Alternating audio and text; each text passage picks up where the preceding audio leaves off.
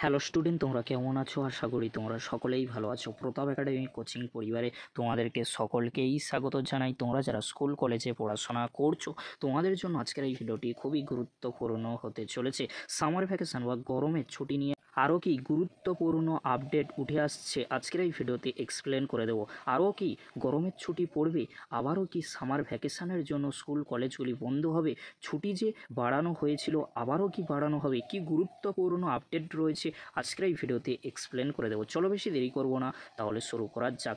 1 মাস 2 দিনের গরমে ছুটির পরে রাজ্যে স্কুলগুলিতে ফের গত 2রা জুন থেকে পঠন পাঠন শুরু হয়েছিল, কিন্তু মে মাসের শেষ থেকে শুরু হওয়া তাপপ্রবাহে রাজ্যের নানা প্রান্তে বাড়তে থাকে অসুস্থতার খবর। পূর্ব মেদিনীপুরে কয়েকজন পড়ুয়া গরমে ক্লাস চলাকালীন অসুস্থ হয়ে পড়ে। রাজ্যে বিশেষ করে দক্ষিণবঙ্গে প্রবল গরমের ফলে নাজেহাল অবস্থা রাজ্যবাসীর। সেই পরিস্থিতিতে স্কুল কলেজের পড়ুয়াদের জন্য মর্নিং ক্লাসের দাবি উঠছিল। তার কারণে শুক্র ও শনিবার সমস্ত স্কুল পাহাড়ি এলাকা ছাড়া ক্লাস বন্ধ রাখার সিদ্ধান্ত নিয়েছে রাজ্য সরকার। তা নিয়ে তৈরি হয়েছে বিতর্ক। সরকারের এই সিদ্ধান্ত ঘিরে তৈরি হয়েছে চরম অসন্তোষ। অভিভাবক থেকে শিক্ষক বহু মহলই প্রশ্ন তুলছেন, ছুটি দিয়েই কি সমস্যার সমাধান সম্ভব? পঠন পাঠন কবে শেষ হবে? 1 মাস 2 দিনের গরমের ছুটির পরে রাজ্যের স্কুলগুলিতে ফের গত 2রা জুন থেকে পঠন পাঠন শুরু হয়েছিল, কিন্তু মে মাসের শেষ থেকে বাড়তে থাকা গরমের জেরে রাজ্যের নানা প্রান্তে বাড়তে থাকে অসুস্থতার খবর। পূর্ব মেদিনীপুরে কয়েকজন পড়ুয়া গরমে ক্লাস চলাকালীন অসুস্থ হয়ে পড়ে।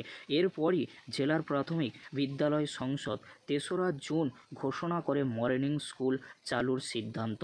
4ঠা জুন থেকে জেলার সব প্রাথমিক স্কুল মর্নিংয়ে হয়, কিন্তু খুব বেশি সময় তা চালু থাকেনি। পশ্চিমবঙ্গ মাধ্যমিক শিক্ষা পর্ষদ জানিয়ে দেয়, ঊর্ধ্বতন কর্তৃপক্ষের অনুমতি ছাড়া কোনো সংসদ এই ধরনের সিদ্ধান্ত নিতে পারে না।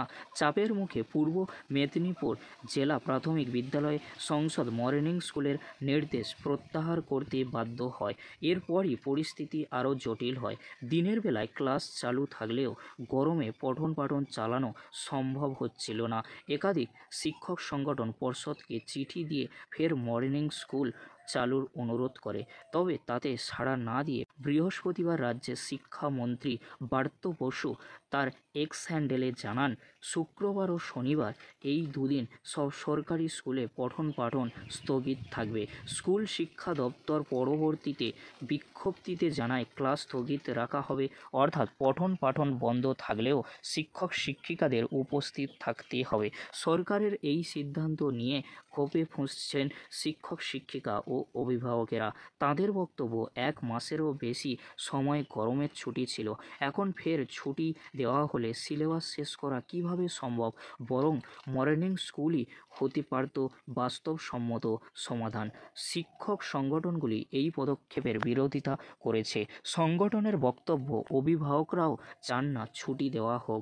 এভাবে ছুটি দিয়ে রাজ্য সরকার ইচ্ছাকৃতভাবেই শিক্ষা ব্যবস্থাকে দুর্বল করছে বলে তাদের অভিযোগ। শুধু শিক্ষকই নয়, ক্ষুব্ধ অভিভাবকেরাও। অনেকের বক্তব্য, রোজ রোজ ছুটি দিয়ে কী হবে? সরকারি স্কুলে ভরসা রাখাটা কঠিন হয়ে পড়ছে।